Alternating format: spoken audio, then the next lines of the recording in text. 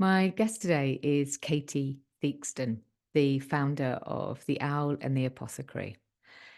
Katy and I first met at the Wellbeing by the Lakes Festival when we shared a stage and talked about this topic of reimagining elderhood. Now, that conversation ended with a mass group hug with the whole audience. So I am very curious to see where this conversation goes.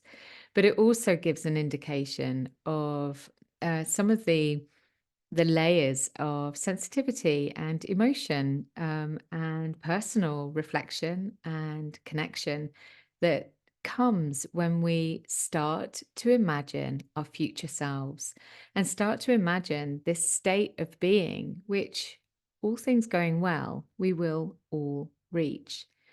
And I'm really looking forward to opening this topic up again with Katy and seeing where it takes us.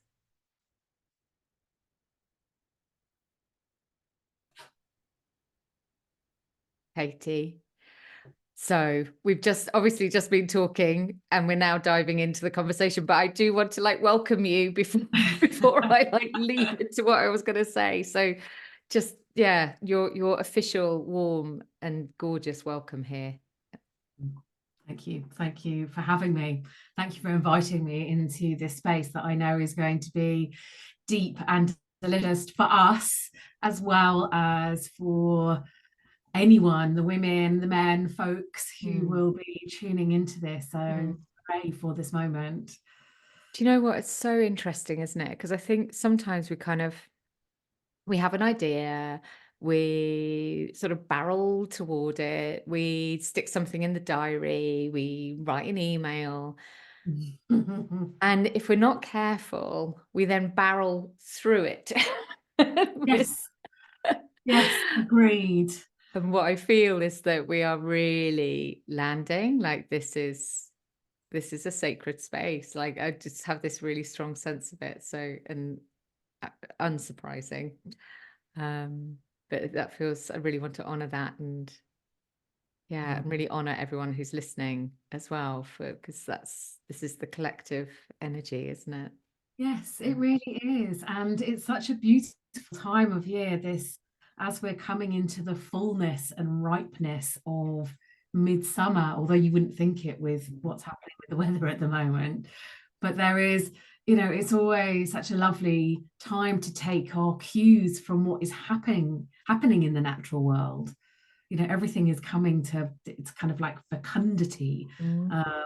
and fullness, and moving with these spirals and moving with these seasons always feels like a very rich, and I know this isn't a word, but narrative full space and way to live and be. So Mm. um So this has sort of returned me to that thought that made me go I really want to start.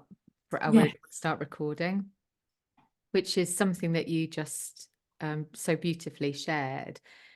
Prompted this thought for me about something that I see a lot, and I used to talk about it in terms of menopause. I used to sort of say, well, I see this a lot in midlife women, but actually I see it in all of us.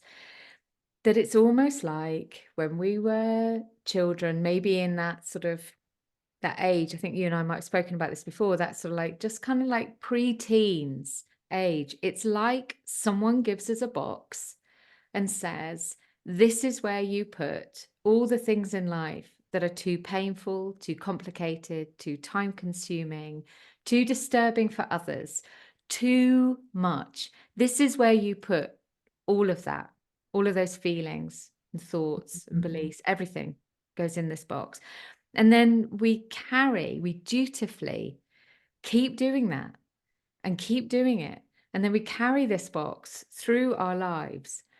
And my sense is that there are moments in our life where the stuff inside that box comes knocking, and we can either kindly, mindfully open up that box and see, oh, my darling, what's asking for my attention here? Or we sit with grim determination on the lid, desperately terrified that some of it might escape. And for me, actually, I hadn't even like had this thought before we opened the conversation, but for me, I think that is a big part actually of this topic of reimagining elderhood, which is about like, how do we like prepare ourselves so we're not going into our like wisdom years or our, you know, our sort of later years in life, gripping to the lid of this box, freaking out in case the stuff gets out. Mm, And I have seen that, and I'm sure you have seen that in yes. loved ones, people that I care for. And and with that comes this sort of this kind of like this tender realization that actually this stuff that's inside the box, you know, it's not frightening. Feels Mm, frightening. Can feel really scary. But actually, if we send it our love at the time when we're ready, then releasing it can be a very different experience from the one that we might expect it to be. yes, I wholeheartedly agree, and I'm really happy to share the the beginning of that our conversation in this space, because you know it might help other people to understand more about what might be in their box. Mm. um, and you know I was saying to Henny before we came into this life space that I feel like I know what is happening within this next spiral of my life and what needs to be attended to. And when I was 13, I had a very unsavory sexual experience that I dutifully put into the box, and I wrapped chains around it and I dropped it to the bottom of the ocean, never to be seen, heard, spoken of again. And I can remember in my 20s, I mentioned it once to a family friend in a drunken kind of, this just needed to escape a little bit somehow. And then in my late 30s, I spoke to it about to a couple of other people. And then it wasn't till my 40s that it kind of was like, I do need to just say the words. There was no healing or anything that was done around it. I just needed to say the words to another human being. And it feels now, I was 50 last October, and it feels now I feel safe in my body. I feel safe in the human that I am, and with the wisdom that I know that this can be looked at now. I can hold the feelings of shame and humiliation and pain and the impact that it has had on my entire life. I've been unable to um, you know, develop deep relationships with men, you know, and it's not, I'm mistrustful of them, but there is a strand in there that follows that. I mean, I had a child on my own. I had IVF with an anonymous donor, and it's kind of like, it's only now that I'm safely looking back at it and just seeing those patterns and seeing how the deep imprint that it has made on me. And it feels like, as part of this, you know, if a feeling or an emotional or event had a evolutionary process, that I'm at the point of that evolution that I can hold it and look in it with, as you so beautifully said, with kindness and compassion. And it might not be as frightening as I have as it feels.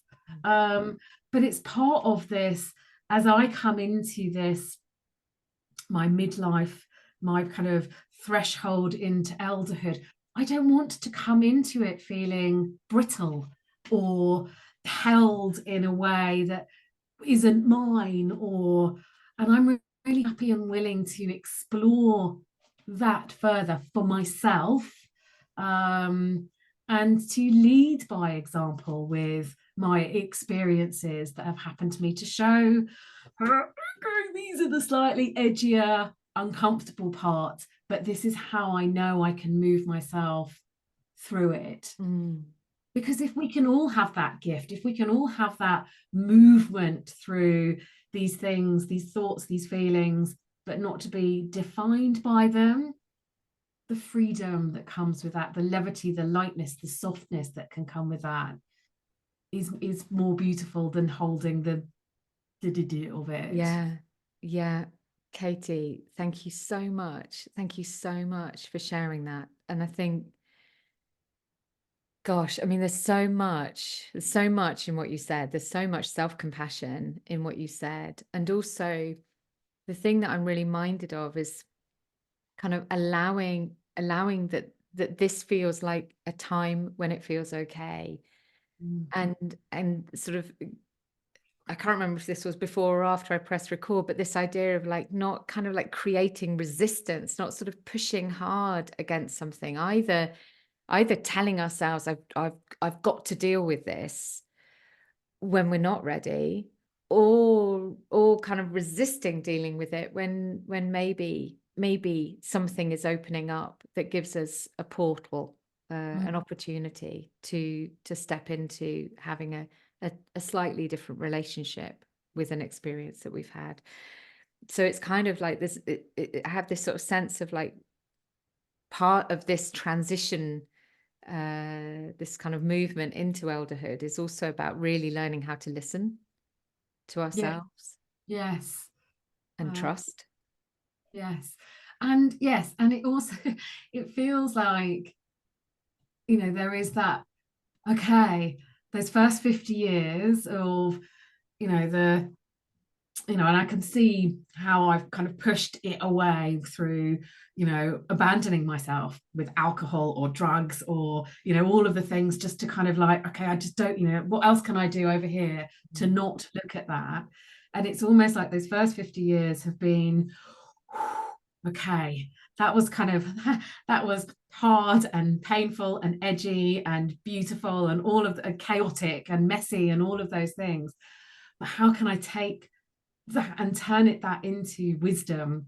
How can I turn that into allowing the next 50 years of my life? Because in all honesty, we're going to be living to 100, and how glorious is that?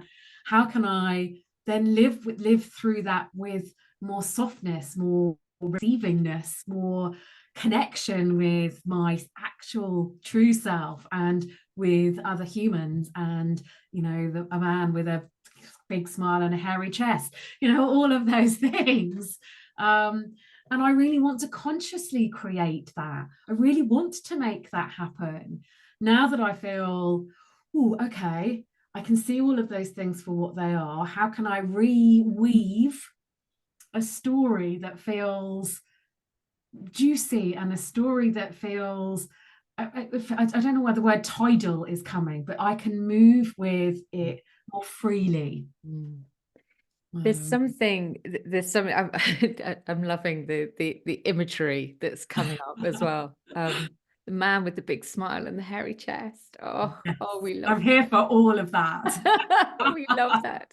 And also this sort of sense of the tidal, because that for me is like flow, is being in this place of flow, and flow involves a lot of trust in ourselves, in the recognition of our experiences and how we've navigated them, and the resources that we have, and all of that stuff, and the wisdom we've gathered. And there was something else that really came up for me as well, is I think often one of the challenges about coming up into a different age, like from whatever point we're at, so like whether it's like our 20s into our 30s, or our 50s into our 60s, 70s, or our 70s into our 90s, we often, that future person feels like a stranger. And I mean, I know, so big part of my background is working in financial services, which feels like a strange thread to have introduced into this beautiful sacred space, but it's part of it's in. We welcome it. It's part of the life, But one of the things that we researched was why it's so hard for people to save for themselves. And often it's because it feels like we're saving money for someone that we don't know. We're saving for a stranger. And so therefore it's very hard for us to look after this future person because it's someone that we don't know. And I think a big part of this, and I really have this like strong sense with you, is that you have a sense of your future self. You have a sense of love and compassion and curiosity and vibrancy and excitement about this future woman that you will be. Yes. And that I think is so vital. So I'm really curious about like these ways in which we can create this connection in order Yeah. that that doesn't feel so scary, because then maybe it feels less scary dealing with the previous stuff too. Absolutely. And that's exactly as you were saying about how creating that relationship, or nurturing that relationship with my future self is also a part of nurturing that relationship with a past version of myself. And there's something so beautiful when you can look at yourself beyond the sacred kind of vessel that we are here today, and honor this physical body and this spiritual body and this emotional body that has brought me safely to here. Okay, yes, there's some bits in there that need attending to, and it feels like tending. It feels like very gentle, how you tend to plants. There's a softness in there, but then there is this kind of sending that energy out to future self. And I write letters to my future self. I do, so I can kind of really imagine what and who she is and the woman that I am becoming. And more often than not, she comes in as this kind of quite Prue Leith. she's got a little dash of lipstick on, and she's kind of not well put together as in suited, but she knows who she is. And I see, and she is never, like, I will see myself, or I see myself doing this work until I am drawing my last few breaths. I feel so deeply in this space about connecting women to themselves, connecting women to the land, to the earth, and connecting women to women, so that there is this great big cycle of wisdom sharing and understanding. And it feels like there is an absence of these spaces. There is an absence of spaces where we can have an 80-year-old, woman sharing her experiences with a 20-year-old, and there's a 50-year-old in those spaces. More of those, please.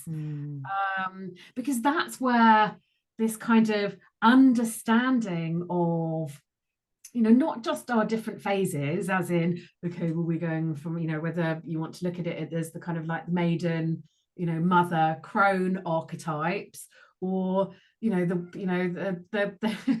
is going off at a slight tangent, but there's kind of, let's come off autopilot. Let's come off the trajectory that is put upon us by societal, well, we're going to get married in our 20s and 30s, and we're going to do all of these things as kind of set out. Let's come off that autopilot and let's genuinely look around. What are we excited by? What is our, what desires are we kind of, what are coming in? How do we want to be living? How do we want to be thinking? How do we want to be feeling? How do we want to be behaving? For me, yes. Oh, I was just going to say, for me, like a big part of this is something like that. There are no rules, and so often, God, I mean, I definitely had a sense that there were. I wouldn't have necessarily named it as such, but when I look back, there were certain like rules that I was following subconsciously. Yeah. And what I hear and what you're saying is this sort of thing of like, actually, there are no rules. You know, I love, there's that sort of quote, I can't remember who said it, but, you know, nobody knows how to play this game of life. And it's so true. And yet what we're constantly doing is looking for stuff that gives us a sense of control in a space that can feel very scary and unstable. And the challenge is, I think, is that we then sort of grasp onto these things that gave us a sense of solidity or security, and we keep using the same tools, the same strategies, the same mechanisms. And actually, as we move into different phases in our life, whatever that might be, those strategies may not serve us anymore. Maybe that there's room to do something new. But also what I'm hearing is actually you're saying like, oh, like just stand naked, like in nature, and really Always. experience what that is like. Yes. And the other thing I really want to pick up on as well was what you said about spaces where younger women, you know, women in midlife, women in sort of later years can all connect and be together. And I think that is a space that is very rare, actually. And sometimes for good reason. Like sometimes we need to be with our kind of tribe. Sometimes having that, like the safety of that can be really important. And I really want to bring in like the masculine energy into this as well, because Does it have a hairy chest, this it masculine might energy? have a hairy chest. It might do. Yes. I'm just saying. You know, because it's like I see particularly among the sort of younger men who I, you know, have met. I've met so many incredible young men at festivals, which makes sound a bit odd, but you know, young men that I've had these astonishing conversations with, where they are discovering, you know, how in their friendship group they're able to hold space when someone needs to cry, which for a man in his 30s or you know, a man in his 20s, or a man any age really, is such a big thing, and yet something that women are so comfortable with doing. And Yeah. so I kind of want to sort of honor this work as well, that men from a divine masculine sort of perspective are also bringing in. And I kind of like, I always get a bit sort of a bit tied up. Actually, I can kind of hear it in my voice because my brain sort of is going off in lots of different angles. I get a little bit tied up when I start to sort of think about like female only spaces and male only spaces. Yes, I hear you on that, because there is, you know, so as we, you know, and we often talk about sisterhood, you know, as a thing, and I am all here for that. It is where my work is currently centered. But this you know, this kind of sisterhood cannot exist without a healthy brotherhood. And a healthy brotherhood is spaces where exactly as you have just described, where men can collect and can gather and can express themselves safely. And yes, there is a unity that can happen with the sisterhood and the brotherhood when it is healthily, you know, when it can be healthy. Like I can see even in this kind of sisterhood spaces, there is this kind of feminine toxicity that can come in and be, you know, make these spaces hierarchical, or make these spaces, you know, paying X amount of, I don't know, they just become suddenly, oh, that feels really uncomfortable all of a sudden. And it's almost like they are bringing some of the structures that we are trying to pull away from into those spaces, and it suddenly becomes counterintuitive as to what we are trying to create in those. And I would love to see more brotherhood spaces, whatever they are called, because I can see the value for women to feel safe, to be able to express themselves, to be heard in a very non-judgmental way. Mm. And I feel for the men folks it's key to our evolution, where we're at evolutionary, where we're in this lovely juicy age of Aquarius, where as a collective we are all moving forward, but we have to do the healing work. We have to do that work in order to be able to move in that flowy, ebby, tidal way. Well, And that comes right back to that beautiful and, tender story that you shared of how you're nurturing and supporting yourself as you do that work within you.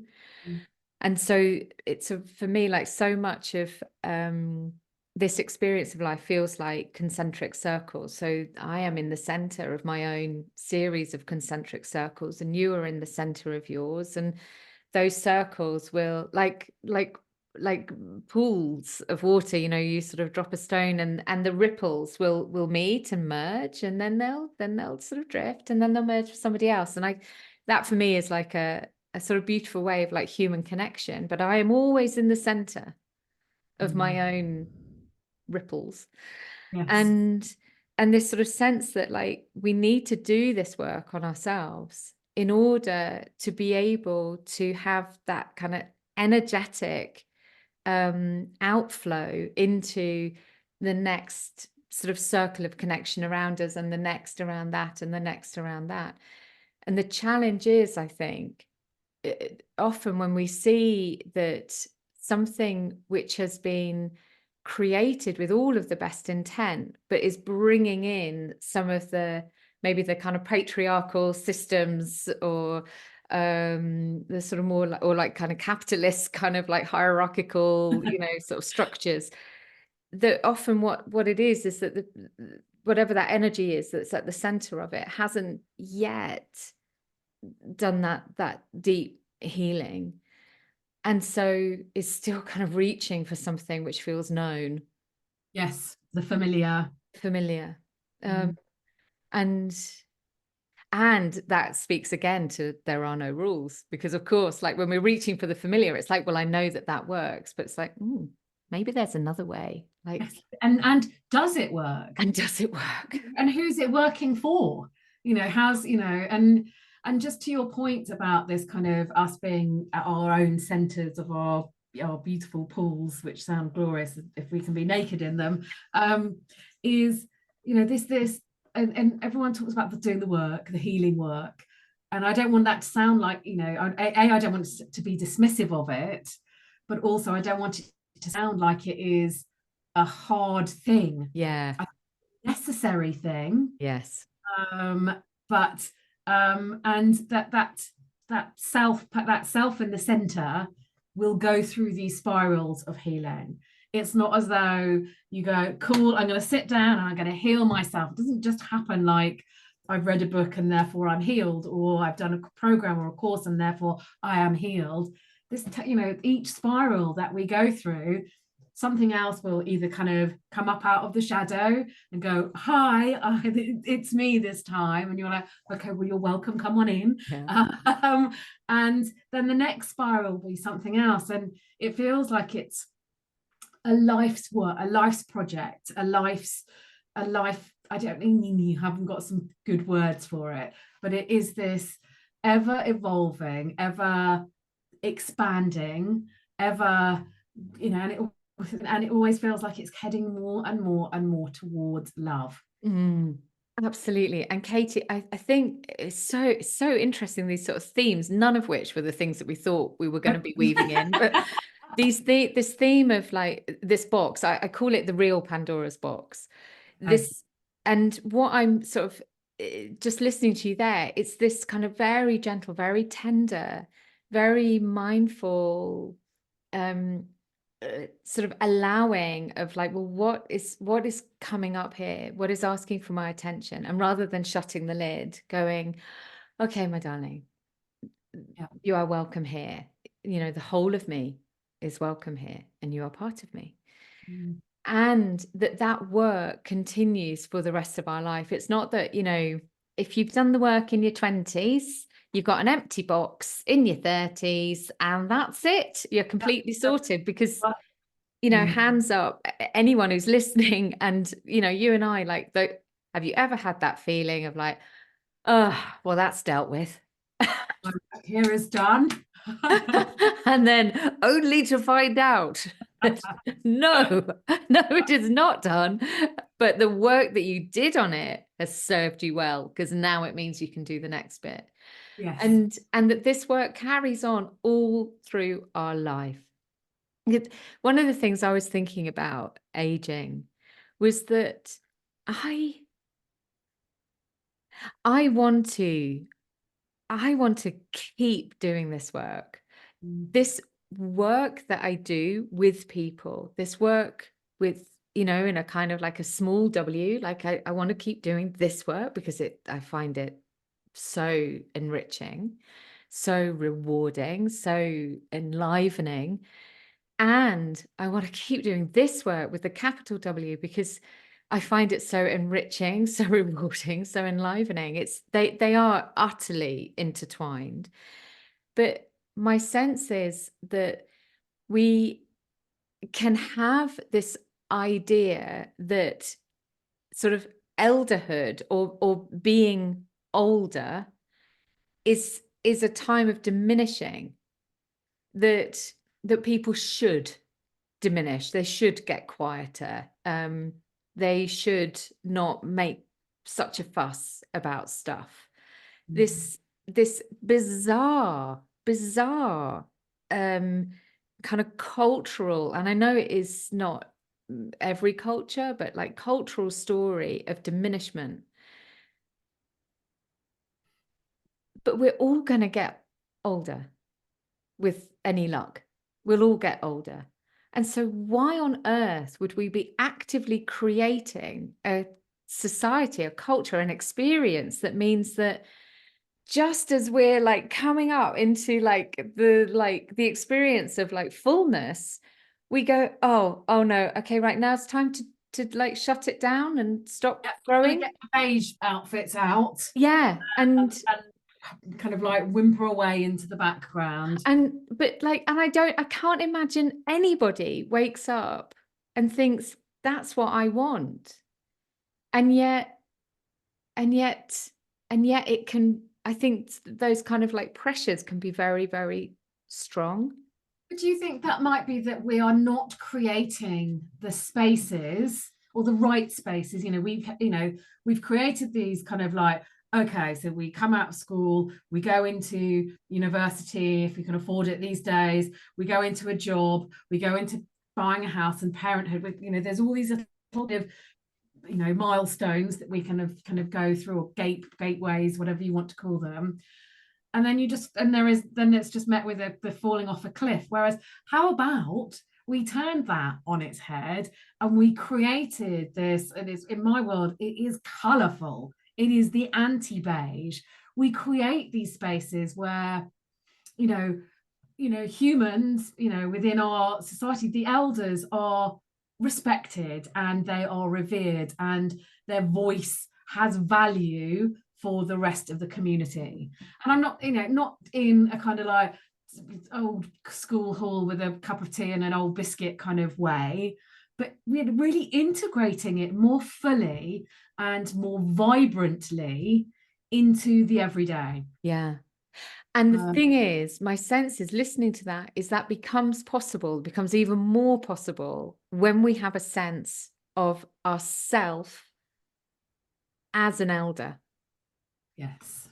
Because otherwise what can happen, I think, is that we have such a culture of like anti-aging, that when you see, a woman or a man who's got grey hair and, wrinkled skin and, slightly rubbish nails and whatever, that there's this kind of like, I don't really want to look at that. I don't want to look at that because it reminds me that I might one day look and feel that way, and I don't like it.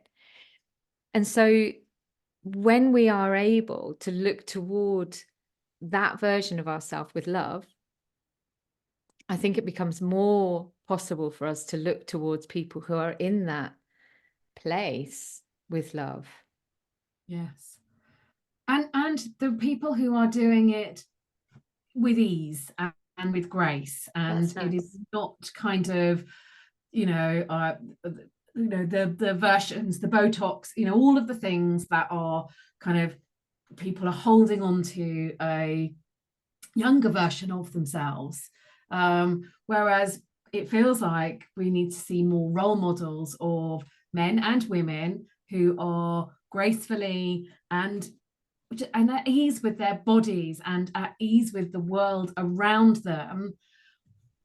This, that I want to head in that direction. That's part of my Prue Leith kind of story, is that, I've got my first grey hair, and I'm like, yeah, I have a grey hair. I've got my wrinkles. I don't do Botox on them, but I have a fringe for that at the moment. Tucked away quite nicely underneath there. But but it's not just how they are presented visually. It is what they are doing. What is important? What are they?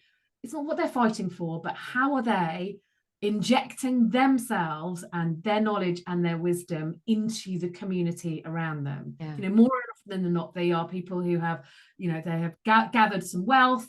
They don't have to, they've hit retirement ages and all of those things. How can we whip them into, or encourage them into, you have so much to offer. Come on in. The water's lovely. Let's get these conversations rolling, but not in a kind of awkward coffee morning. Yeah, with the primary school coming in and saying, "What's it like to be old?" Yes. Yeah, I think there's. I was thinking that there's one of a friend of mine once said to me, when I was talking to her about, there were 3 women that at that time I was doing some work with, like receiving work from them, and all 3 of them were either in their mid to late 70s or early 80s, all actively still doing their amazing work. I mean, they are astonishing practitioners in their different fields. And I was just sharing, it's like, it's really interesting. I've kind of realized I'm like doing this work with these 3 much older women, and it feels really like amazing to be able to benefit from this wisdom that they've got, and this lack of bullshit that they have as well, might I add, because they were just like, there isn't time. Quite honestly, we've just got to get to the point. Yes.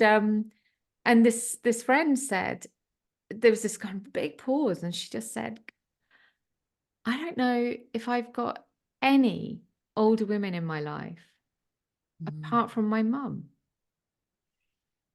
And her relationship with her mum is quite complex. Yeah. So her relationship with aging potentially can be quite complex, because if our example of elderhood, if our only example of elderhood is someone with whom we've got some of that complexity, which often in family systems, of course, we have, and like, who doesn't, then that can be really challenging as well. So I love this idea of like this kind of reaching out, connecting with people who are older, people who are younger, because I recognize, those young men that I've met at like festivals, like I am like archetypal mother. There I am with my like warm smile and my kindness, and it's like I'm creating it. It's lovely. Yep. And I am fully embracing like stepping into crone. I mean, to be honest, actually, really, I feel like crone. Like that is much more my thing. And so that feeling of being able to do this connecting like right through the ages, I think is so powerful. And then together we can support each other with doing this work, because these 3 women that I mentioned were 3 women that I turned to at a time when I really needed guidance. And they were amazing.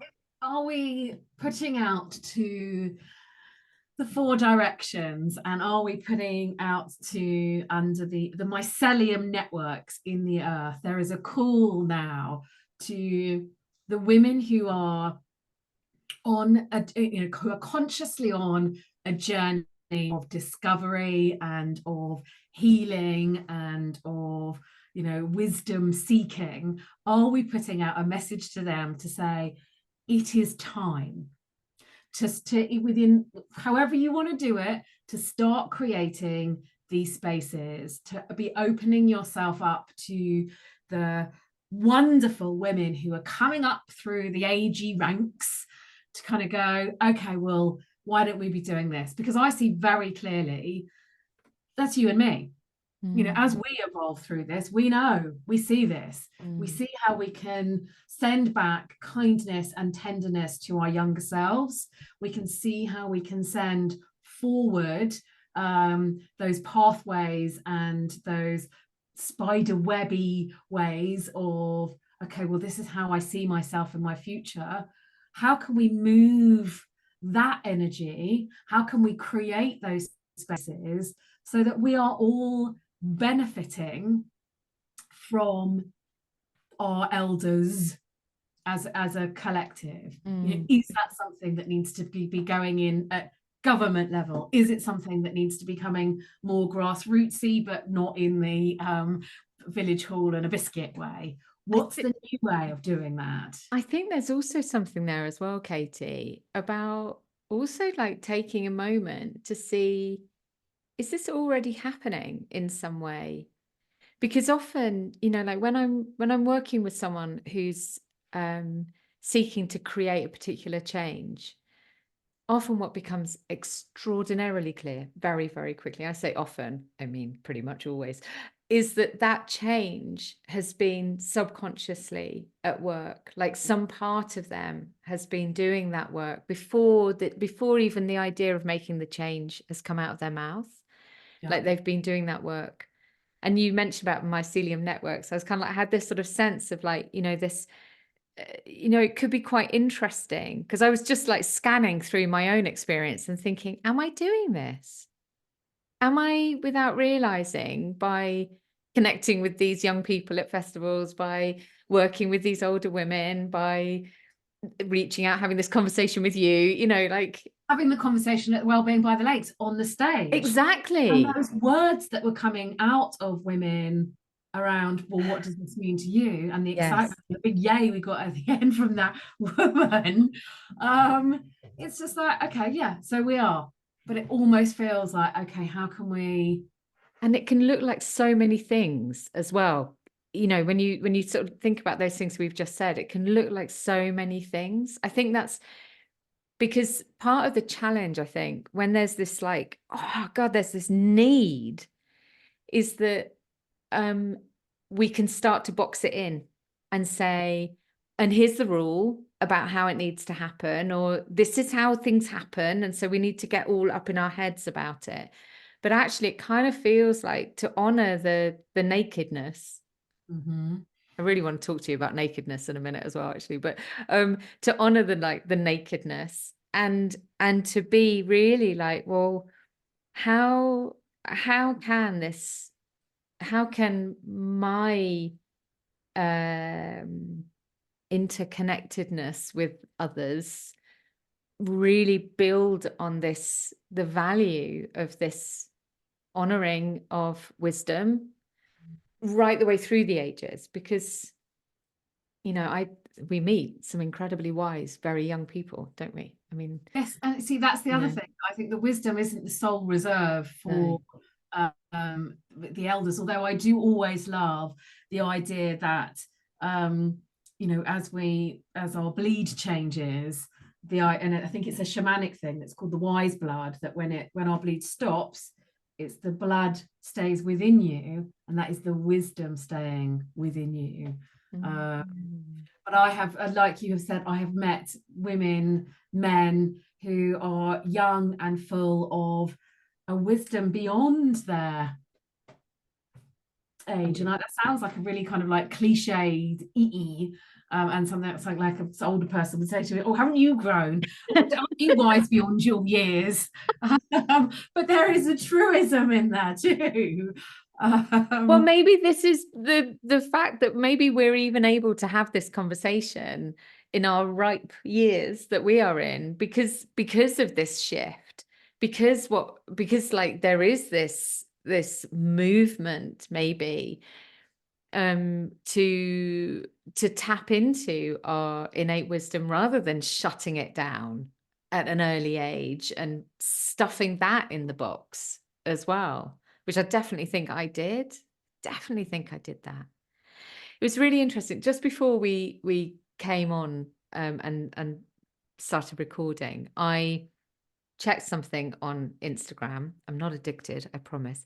And I checked something on there, and the thing that opened up was from Wisdom Keepers. I don't know if you know them. Yes. Yeah. Oh my goodness me. Like, so for anyone listening, like if you're seeking a source of like wisdom and elderhood, like it's incredibly powerful. They do these beautiful conversations with people from Indigenous communities who are so wise and who get this in a way that, we would fail to articulate in a way. exactly. Yeah. And the woman that they were talking to was literally talking about, actually did I note it down or not? Oh, I'm not sure I did. That's really annoying. But she was literally talking about how vital it is that we maintain this connection with the experience of those who were born before us, in order that we, that expression of like standing on the shoulders of giants, in order that we can like benefit from their experience, their knowledge, their wisdom, and that then supercharges our growth. Like there is a real like what's in it for me about it. I know. And it gets monetized and it gets commodified, and then suddenly it is moved way beyond what the intention or the understanding of what she is saying is.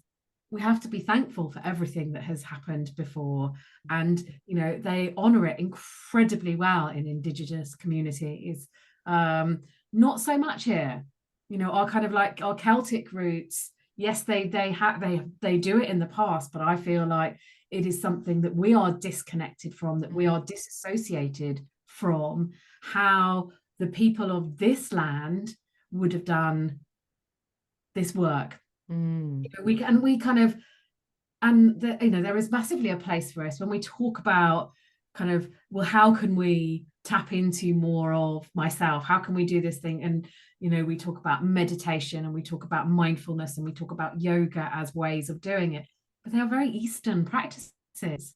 Whereas for millennia, the people of this land have been doing it, and it's called that, but they've been doing it in a different way. And I feel that is something that, as I progress on my path, that is something I am getting more and more drawn to, is how can we express what our ancestors have learned and the wisdoms that they have gained through hardship. Let's face it, we have a lot of comfort and we have a lot of security in the way that we live our life now. We have solid buildings over our heads, well, most of us do, but to kind of really honor how they have honored the land, how they have honored their ancestors. And I know that is something that, as part of my next spiral, is very much coming into vision. I don't know, and I have no idea how that gets expressed, but it is coming into this kind of like liminal space, the space that is in front of me. And I love it. It's really, so I had this sort of, I had this sense as you were speaking then, that it's like, so depending on what an individual's belief system is, if we if we allowed ourselves to hold the idea that we move through multiple lives, if we just sort of allow that for a moment, I kind of had this sense that it's like, in one life, maybe your experience was in the East. In another life, maybe it was in like the far north. In another life, maybe it's here. And so maybe there's something there about why we're drawn to certain practices, even if, like, on paper, it's not our like cultural heritage. Yep. And also, I think it's really interesting. There's something about, do we, I'm kind of checking in with myself on this. Do we sometimes like, yeah, I mean, my answer is yes. Do we sometimes like look at something that's like, oh, it's different, it's a bit shiny, it's new, it's not the plain old boring stuff that we've got at home, and we think, oh, well, that's more, therefore more interesting. And then potentially risk rejecting something which is very close to home. And it's so funny, Katie. I literally had a conversation this morning, yesterday, in fact, with the friend who was here, staying in our retreat house. And I said to her, I keep thinking about shamanism and the energy of shamanism, and it all just sounds really noisy. Like, and I like it, just like there's a part of me that kind of thinks like I should be interested in that, because I've got a lot of the markers. Yeah, yeah, yeah, yeah. But it just feels a bit noisy for my body. And I said, is there a space that's like that kind of thing but isn't as noisy? And she said, yeah, druids. And I was like, oh yeah, druids. And there we go. That would be my headline of what you're talking about, this kind of like connection with the earth, Celtic history, you know? I mean, it Everything doesn't, we have to hand that is here. Uh, yeah, it's really interesting. and it's so interesting, Henny, what you were saying about, and because I'm all in on the, okay, well, in past incarnations of my soul, I have been doing these things, and I'm very aware of those things. And okay, and I don't want to open up the cultural appropriation conversation, but I feel like we are dancing around the edges of it a little bit. Is okay, so if I have metaphysically lived in those lifetimes and I am drawn to some of their practices or some of their deities or some of their rituals, am I allowed to work with those, or am I not, because I don't physically come from a like a maternal lineage or a paternal lineage from those places? And I find then the whole thing becomes a hotbed of lively debate and discussion, and then I kind of like, oh, okay, well, I'm just actually going to work gently with what I have around me. Mm. I think it's a really, really interesting point, actually, Katie, because there's obviously deep sensitivity around that for many very valid reasons. And a bit like, we kind of touched on the divine masculine, divine feminine, male, female, brotherhood, sisterhood groups. Like, there's sensitivity there as well. And I think what it speaks to is this stuff is complex. Yes. And maybe, like, it's interesting, isn't it? Like, maybe part of the learning as we mature is the willingness to be in that place of discomfort without feeling as though we have to have a kind of hard and fast binary yes no feeling about it. I mean, it's a really good point. So on my altar, my shrine, I've got representations from pretty much every culture that I'm aware of is on there. And I feel really comfortable about it. But I also recognize, actually, just with what you've said, that for somebody else that might cause them deep discomfort. And I would want to honor that feeling that they're having. So yeah, it feels like another episode to me. And you know, as with all your work and mine, there's okay, but if we can walk through this with a gentleness and a kindness and a compassion and an understanding of these things, you know, none of it is meant as an offense or as a slight or to cause harm to anyone, or you know, and for me that's anyone, you know, animism, it's anyone, anything, any living, we're all ensouled. How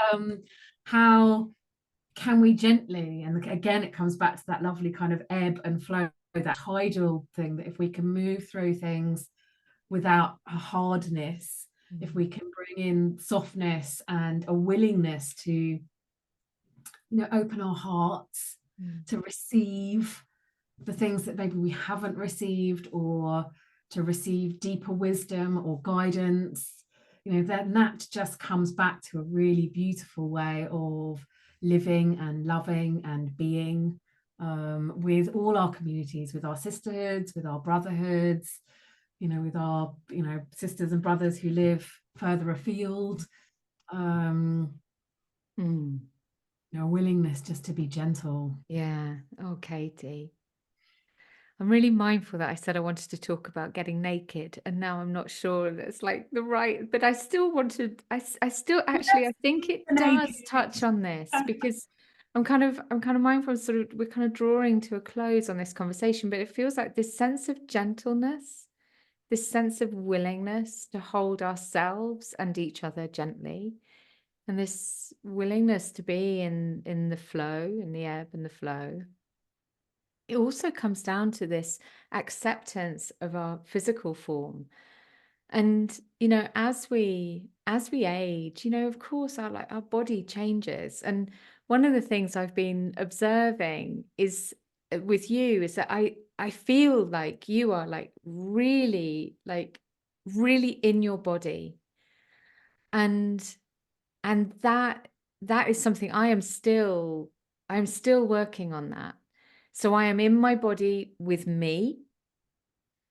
My experience of being like in my body with others, that's slightly different. So the idea of, like, I don't know, a group of kind of women, you know, standing by the side of the river and everyone's stripping their clothes off and running in, like I'd be the one with my pants on, you know, like, like it's kind of, I'm really mindful that that is an area of work for me. And I kind of, what this conversation has sparked has been this, like, oh yeah, that's a really beautiful, beautiful kind of thing to be gently holding space for, as I explore more my own experience of moving into elderhood, moving into my crone years, because my body is beautiful. Your body is beautiful. Everybody who's listening, everybody who's not listening, all of our bodies are so beautiful. They're so astonishing and incredible.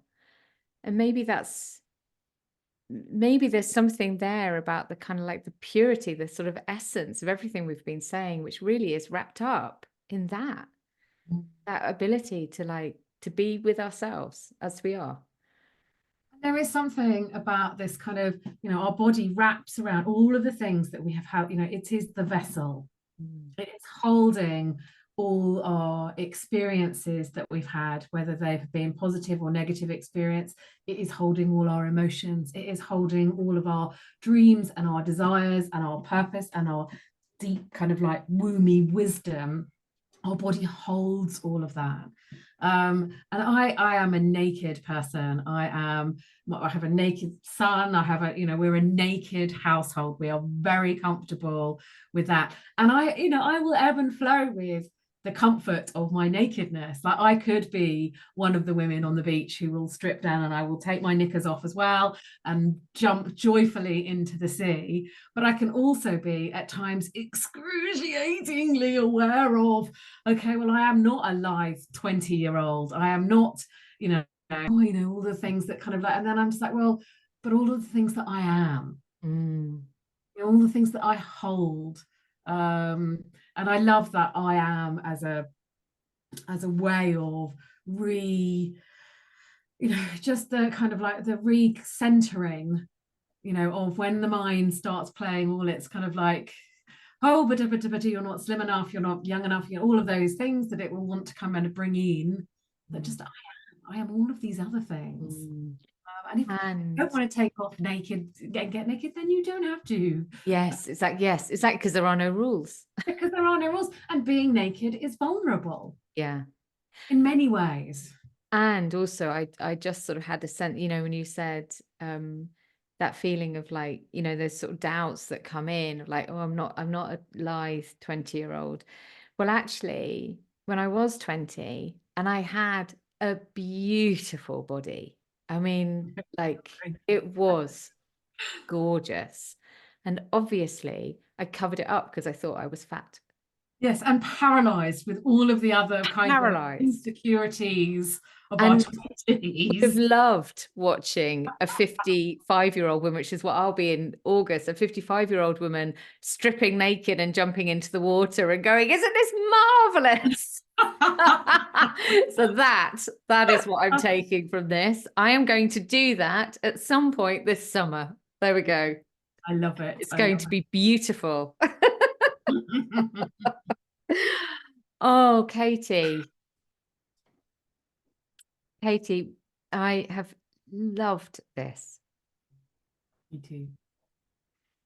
I have no idea. It's been an hour that we've been talking. Has it? Okay. It's been really, really lovely, and I have a strong sense I'd really love to meet with you again in this beautiful sacred space. I would love that too, honey. I really would. And what I really love, there has been, you know, anything that we talked about beforehand has just not even touched the sides. We have followed the kind of the web, beautiful, deep, kind of almost feels quite symbolic web that we have followed for the nourishment of our hearts and hopefully for the hearts of those who've been listening too. Yeah, so sending all that love out into this space and beyond through the ripples. All right, take care, my darling. Okay, bye.